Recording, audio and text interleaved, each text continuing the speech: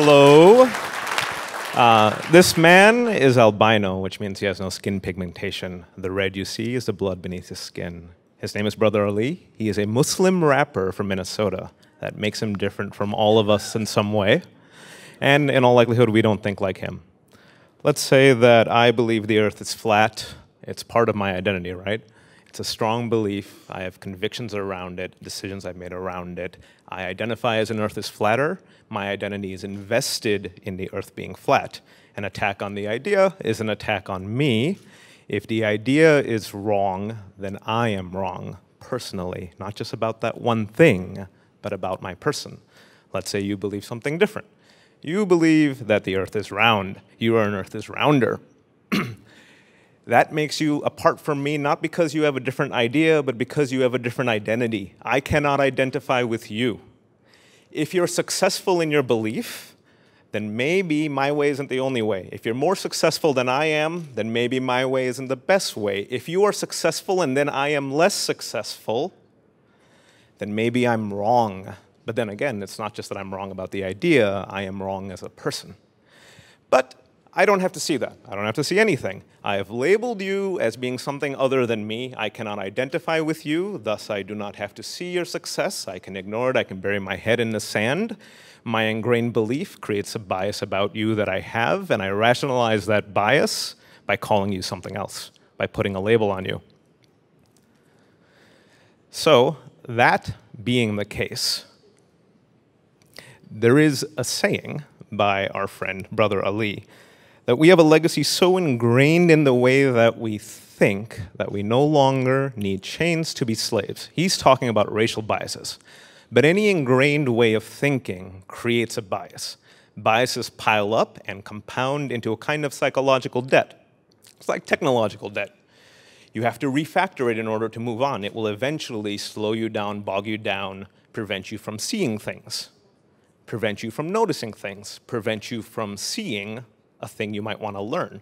And what's true of you as an individual is true of us as groups.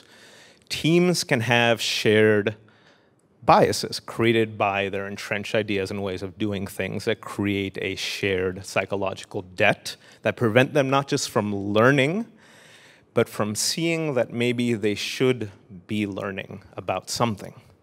And while they are not learning, while we are not learning, there are other people who have learned and through their learning have changed the world around us that we're in. I was a technology analyst at Gartner for a couple of years, and I heard this all the time. These companies are not like us. They do things differently. They have different users. They have different environments. They can do whatever they want. They don't have the same security concerns we do. Any litany of excuses that say we don't have to learn from them because they are unicorns and unicorns are different and different people are others. So, it's okay. Turns out that unicorns are just people, like this guy. He's my friend. And as people, they're just like us. They've just made a different set of decisions in a different context, in a different environment. We can make different decisions. We can create a new context. We can pay down our psychological debts. We can even declare bankruptcy, like people do with economic debt, and start over and throw out ideas and practices. Because the thing is, if we really want to move forward and expand and learn and grow and change for a changing environment, we have to get past the mess of our past decisions. We have to separate our identities, who we are and who we will be, from who we were, what we have done, and what we have been. So that when we encounter something different or see change in others, that is not a threat to our identity, and it doesn't hurt so much to accept change and to do change. I don't want to be a unicorn.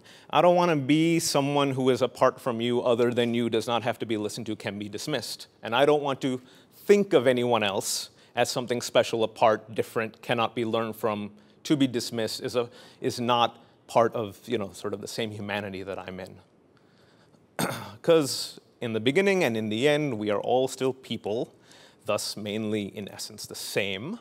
The fact that we have some simultaneous differences that have evolved, like this guy, that don't cause us to die out there in the world, suggests that the single strongest signal that you have something to learn is the fact that a difference exists. Thank you.